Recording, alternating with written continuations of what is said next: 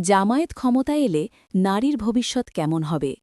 বাংলাদেশে নারীর অধিকার, সমাজ ও রাষ্ট্রব্যবস্থার সম্ভাব্য পরিবর্তন। বাংলাদেশের রাজনীতিতে যখনই ইসলামী রাজনীতি বা জামায়াতে ইসলামী নামটি উঠে আসে, তখন একটি প্রশ্ন খুব দ্রুত সামনে চলে আসে। তাহলে নারীদের ভবিষ্যৎ কী হবে? নারীরা কি ঘরে বন্দী হয়ে পড়বে? কাজের সুযোগ কি কমে যাবে? নাকি পশ্চিমা মিডিয়ার ভয় দেখানো ধারণাগুলো আদৌ সত্য নয়? এই ভিডিওতে আমরা আবেগ নয়, স্লোগান নয়, বাস্তবতা, ইতিহাস, দলীয় অবস্থান, সমালোচনা এবং সম্ভাব্য ভবিষ্যৎ সবকিছু মিলিয়ে বিশ্লেষণ করার চেষ্টা করব। আজকের ডকুমেন্টারির প্রশ্ন একটাই, জামায়াত যদি কখনো ক্ষমতায় আসে, তাহলে বাংলাদেশের নারীদের জীবন বাস্তবে কেমন হতে পারে? জামায়াতে ইসলামীর আদর্শ ও নারী বিষয়ক দৃষ্টিভঙ্গি। জামায়াতে ইসলামী একটি ইসলামী আদর্শভিত্তিক রাজনৈতিক দল। তাদের মূল দর্শন হল রাষ্ট্র পরিচালনা হবে ইসলামী মূল্যবোধ ও নৈতিকতার আলোকে। জামায়াতের প্রকাশ্য অবস্থান অনুযায়ী নারী ও পুরুষ আলাদা হলেও মানবিক মর্যাদায় সমান। নারী শিক্ষা ইসলামসম্মতভাবে অত্যন্ত গুরুত্বপূর্ণ। কর্মক্ষেত্রে নারী থাকবে, তবে শালীনতা ও সীমারেখার মধ্যে। তাদের বক্তব্যে নারীকে অবদমন শব্দটি নেই, বরং আছে নারীর নিরাপত্তা, পারিবারিক মর্যাদা এবং নৈতিক সমাজ। কিন্তু প্রশ্ন হল, এই ধারণাগুলো রাষ্ট্রীয় ক্ষমতায় গেলে কিভাবে বাস্তবায়িত হবে? ইতিহাসে জামায়াত ও নারী বাস্তব উদাহরণ।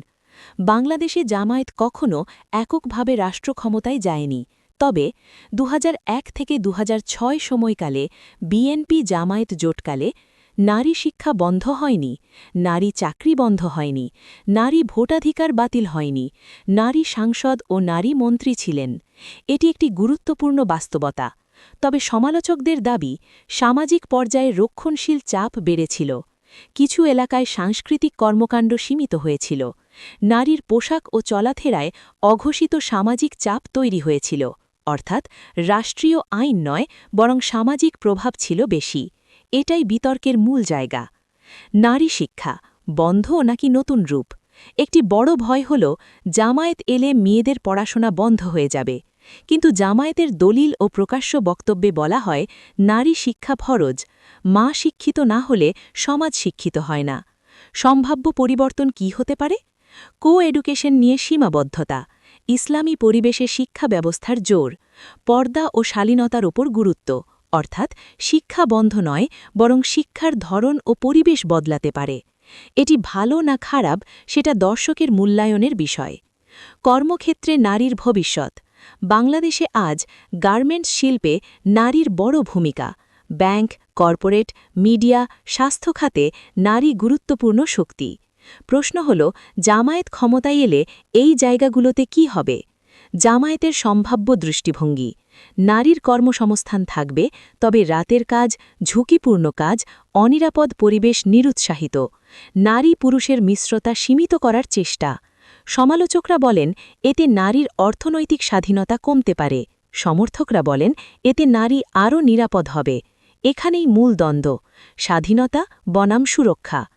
পোশাক, পর্দা ও ব্যক্তিগত স্বাধীনতা।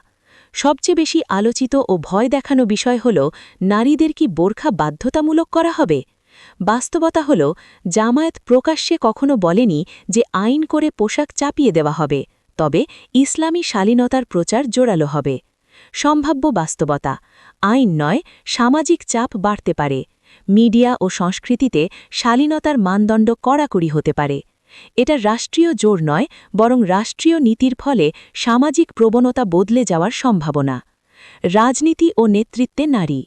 একটি গুরুত্বপূর্ণ প্রশ্ন, নারী কি রাজনীতিতে নেতৃত্ব দিতে পারবে? বাস্তব তথ্য হল, জামায়াতে নারী সংগঠন রয়েছে, নারী সদস্য ও নারী দায়িত্বশীল আছে, তবে শীর্ষ নেতৃত্বে নারী কম। সম্ভাব্য ভবিষ্যৎ, নারী নেতৃত্ব থাকবে, কিন্তু সংখ্যা সীমিত হতে পারে। পরিবার ও সমাজকেন্দ্রিক ভূমিকা বেশি গুরুত্ব পেতে পারে। এটি আধুনিক নারীবাদী ধারণার সাথে সংঘর্ষ তৈরি করে। আইন, পরিবার ও নারীর অধিকার। সম্ভাব্য পরিবর্তনের আলোচনার পর্যায়ে পারিবারিক আইন ইসলামী ব্যাখ্যার আলোকে প্রয়োগ করা। বিবাহ, তালাক, উত্তরাধিকার বিষয়ে শরিয়া ভিত্তিক অবস্থান। সমালোচকরা বলেন, এতে নারী পিছিয়ে পড়তে পারে। সমর্থকরা বলেন এতে নারী ন্যায্য অধিকার পাবে, পাশ্চাত্যের অনুকরণ নয়। এখানে মূল প্রশ্ন হল কোন ব্যাখ্যা কার্যকর হবে, কঠোর নাকি সংস্কারমূলক? আন্তর্জাতিক প্রভাব ও বাস্তব সীমাবদ্ধতা। জামায়াত যদি ক্ষমতায়ও আসে, আন্তর্জাতিক চাপ থাকবে, অর্থনীতি, রপ্তানি, বিদেশি সম্পর্ক বিবেচনা করতে হবে। হঠাৎ কট্টর সিদ্ধান্ত নেওয়া সহজ হবে না, অর্থাৎ বাস্তব রাজনীতি আদর্শকে অনেক সময় নিয়ন্ত্রণ করে। ভয়, প্রচারণা ও বাস্তবতা। বাংলাদেশের রাজনীতিতে জামায়াত নিয়ে একদিকে ভয় দেখানো প্রচারণা, অন্যদিকে আদর্শিক রোমান্টিসিজম। সত্য সম্ভবত মাঝামাঝি কোথাও। নারীর ভবিষ্যৎ পুরো অন্ধকারও নয়, পুরো স্বর্গও নয়, বরং পরিবর্তিত, রক্ষণশীল, সীমাবদ্ধ কিন্তু সম্পূর্ণ বন্ধ নয়। জামায়াত ক্ষমতায় এলে নারীর ভবিষ্যৎ নিয়ে প্রশ্ন করা অন্যায় নয়, আবার ভয় দেখিয়ে সিদ্ধান্ত নেওয়াও বুদ্ধিমানের কাজ নয়। আসল প্রশ্ন হল জামায়াত কোন ধরনের ইসলামী ব্যাখ্যা বাস্তবায়িত করবে, তারা কতটা বাস্তববাদী হবে, সমাজ ও নারীর কণ্ঠ কতটা গুরুত্ব পাবে। নারীর ভবিষ্যৎ শুধু একটি দলের হাতে নয়, এটি নির্ভর করে রাষ্ট্র, সমাজ, সংস্কৃতি ও নারীর নিজের সচেতনতার ওপর। শেষ প্রশ্ন দর্শকের জন্য, আপনি কি মনে করেন জামায়াত ক্ষমতায় এলে নারীর নিরাপত্তা বাড়বে নাকি স্বাধীনতা কমবে? কমেন্টে লিখুন।